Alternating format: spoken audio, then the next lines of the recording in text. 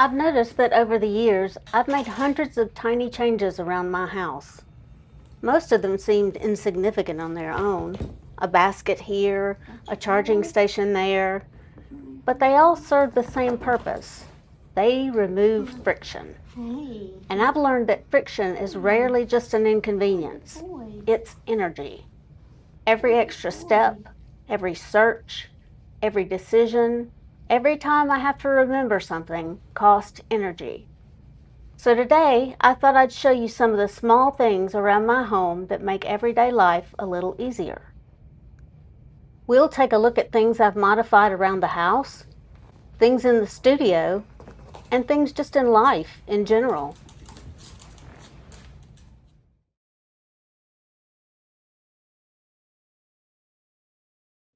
This is probably the strangest example in the whole video.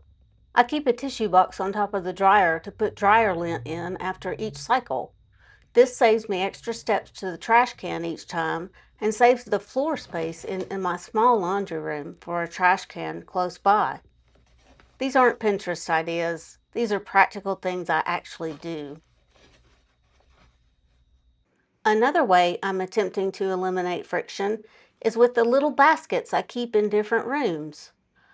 I have one in the den and another on my nightstand. They're not particularly exciting, but they keep the small things I use regularly close at hand. Instead of getting up to hunt for something, it's usually right where I need it. The same idea shows up in a lot of places around my house. I keep a basket of pet supplies next to the chair where I sit in the evening because that's where I usually take care of Buddy. My vitamins live next to Buddy's vitamins because we're both taking them every day, and putting them together makes it much harder for me to forget either one. I have utility knives in multiple drawers throughout the house. At some point, I realized I wasn't constantly looking for a utility knife because I didn't own one. I was constantly looking for it because I only had the one nearby. So now I keep them where I actually use them. The multi-pronged charger follows the same philosophy. Instead of moving chargers around the house or looking for the right cable, everything I need is already in one place.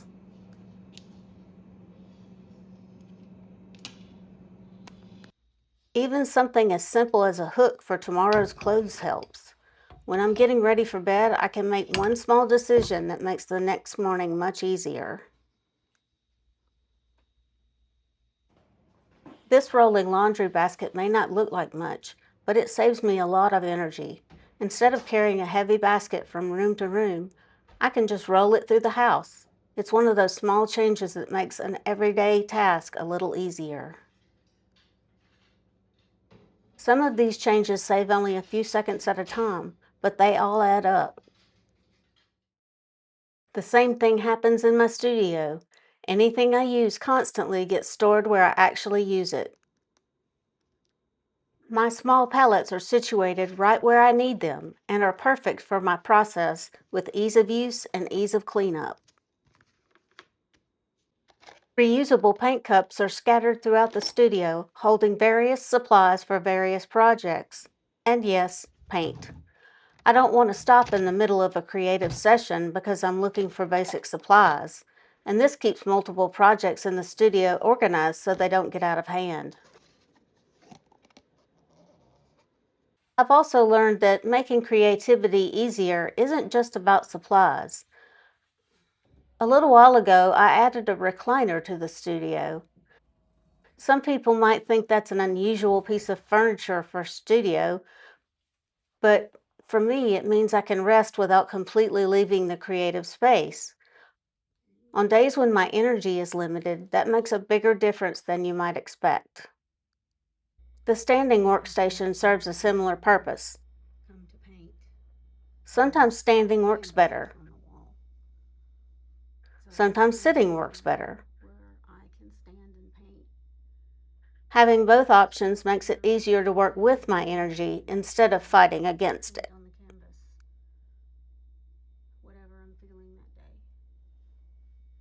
Over time, I've realized that many of these systems aren't really about organization. They're about reducing barriers between me and the things I want to do.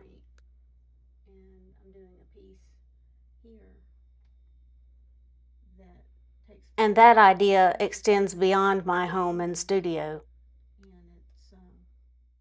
Some of the most helpful changes I've made aren't physical at all. I use alarms and reminders on my phone because I don't want to spend mental energy trying to remember everything. I pay bills electronically because there's no reason to make a routine task more complicated than it needs to be. I sometimes use grocery delivery and shortcut meal services because they reduce errands, decisions, and preparation time. I hire a lawn service. I used to think every task around the house was something I should do myself. Over time, I've learned that's not always realistic. Hiring a lawn service allows me to have a yard I'm happy with without paying for it physically afterward. My computer workstation is another example of how I remove friction from my life. Having a dedicated place where everything is already set up removes a lot of friction from editing videos and working on creative projects.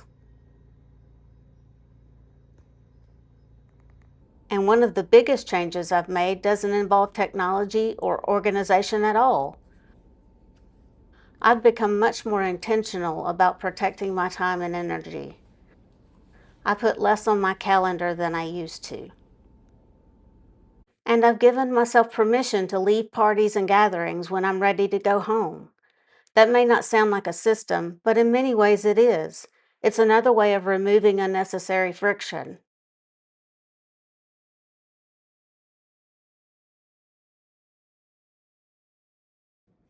Because over the years, I've learned that making life easier isn't usually about one big change.